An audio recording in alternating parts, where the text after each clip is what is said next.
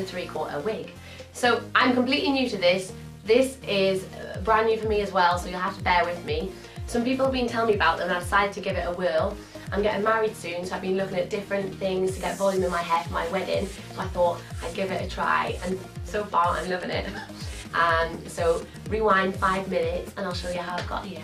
Okay, so this is me minus my 3/4 wig. So I've still got relatively long hair, but obviously where I've straightened it over the years and where I've had layers cut in, it just wants something to give it a bit more volume, and that's what I'm going to try out with this 3/4 wig. So here it is off the head. Now, no matter how amazing this looks on the head, there's something incredibly creepy and unattractive about a wig not on a head. So let's get it in sooner rather than later. It's really soft, it's real hair, and it feels amazing. It does just feel like you're stroking someone's hair. So the first thing you need to do is separate your hair. So give yourself more or less a straight line, leaving enough hair at the front to disguise it once you've got it on, where the join is. Okay, so you don't need to tie it or anything, but just comb it back so you've got a rough line about where it's going to go. Okay, then you're going to take your 3/4 wig. It's basically on like one of those 90s Alice bands. Some of you will remember your mum like ramming in your head. Mum, it's in. So you're literally going to scoop it over, and where you've separated that line, you're going to push it into your hair. These come in an amazing selection of colours as well, so you'll be able to get one that's a good match. Okay, phase 1. Still looks a bit creepy and like a Barbie doll. Work with me.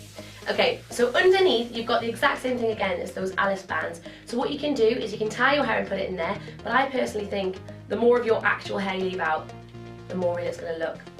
So I just find somewhere that sits comfortably and clip it into your scalp underneath. It feels amazingly secure. This is before I've got any hairspray or any. It feels like I would happily go out like this, apart from this dodgy little line there. Okay, so take now the hair that you've all brought forward, and we're just going to do some basic back combing. I'll do a back combing tutorial for you guys as well, because there's an art to that. Okay, I'm just going to take this front bit here, back comb it so it's nice and stiff, like this. It's really important that this bit stays where you put it, because this is what's going to cover your wig seam. So nice and stiff like that. And then we're just literally going to pop it back over the join. Once it's in place, you can smooth it down like that. If you want to, take a little bit of spray just to keep it there. And then literally, just with your fingers, tease the back coming out so it's got a natural finish, like that, and then bring some forward with your own hair. It just disguises that join. I need my roots doing in a minute. I kind of think that helped make it look natural. And then brush it down like that. So you can't see the join, you've got extra length, extra volume. You don't need to style it, you don't need to do anything with it. Available in tons of different colours. I think I'm sold on the 3/4 wig. Ta-da! So now it's in place, it does feel incredibly secure as I'm sat here doing nothing.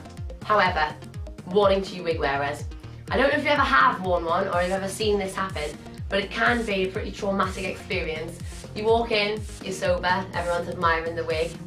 9 o'clock, a little bit more drunk, you're just sort of bubbling it up. Gets to about 11 o'clock, had a few more drinks, it's going to get messy. If you're a person that tends to have a bit too much to drink and likes to whip your hair back and forth, not with the 3/4 wig in. My friend, complete disaster. Bear in mind, once you're in the club, it's a bit sweaty, hair gets a little bit damp on the top.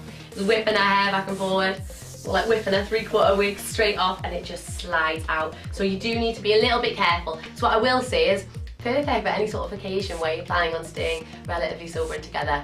Any night out where it's going to be a big one, and you're going to be whipping your hair back and forward, leave the wig at home. Keep this for those nights when you're planning to look like a lady all night long. But generally, I'm loving it.